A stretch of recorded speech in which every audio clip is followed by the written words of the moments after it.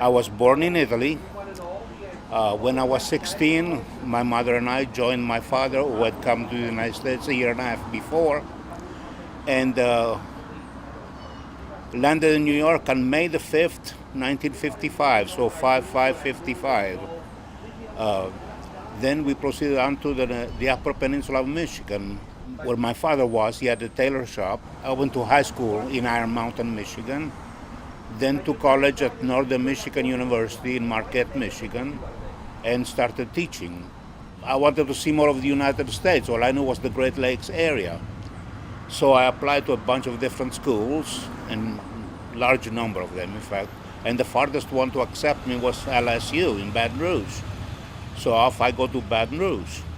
When I drove down from Michigan to LSU the first time, I had a strange occurrence in Jackson, notable now, because someone across from the old Capitol would not sell me gas because I was a Yankee. Yeah.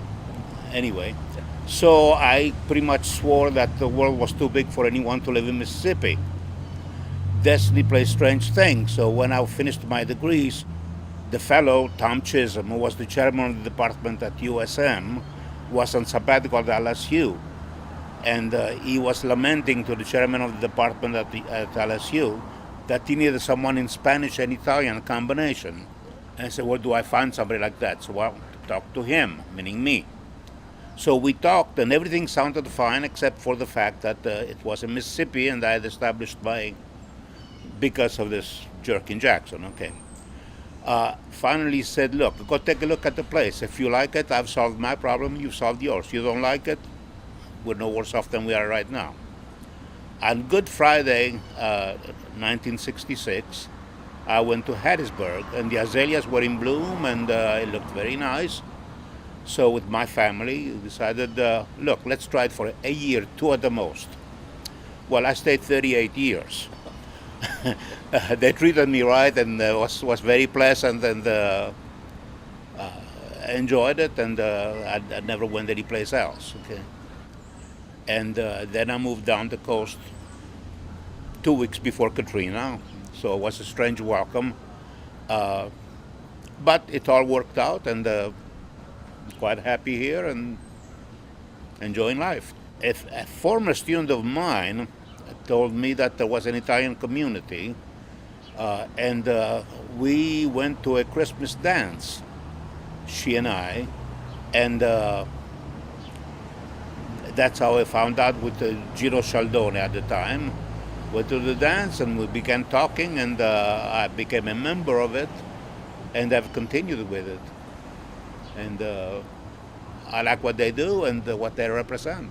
Iron Mountain, Michigan is divided into 3 parts. The north side is about 95% Italian.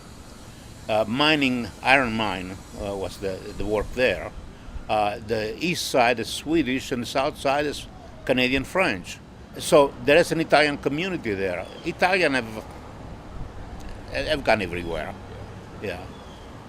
Here they've come from New Orleans, via New Orleans. The ones that came via New York stayed more in the Northeast and the upper Midwest. And we get together, at least once a month, and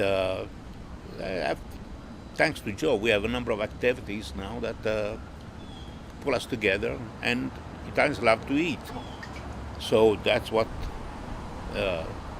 the meetings we have always involve some kind of eating. Yeah. We know each other in the community, within the Italian community, but what the impact outside of it, I'm not sure what it is. Yeah.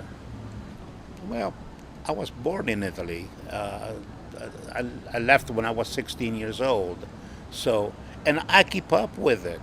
When I was at USM, we had a study abroad in Rome, and I went from 1970 to 1986, okay, every summer. My aunt, who lived in Rome at the time, she's dead now, she would wait until I finished classes, and we would go exploring the city and that way. And even now, thanks to Skype, I know more of what's going on in my hometown than the people who live there, because they're willing to share the gossip with me and not with the people who live right there. we're really members of the community. Not it's not really isolated. Okay, there is a kind of an identity we try to maintain. I came into it. The group existed before me. It was locally. It was founded as a result of the earthquake in Italy, and to benefit them. Okay, it simply has continued. Now it's quite selfish, more for our own benefit, you know. But if something were to happen, we're together to extend whatever can be done. Yes.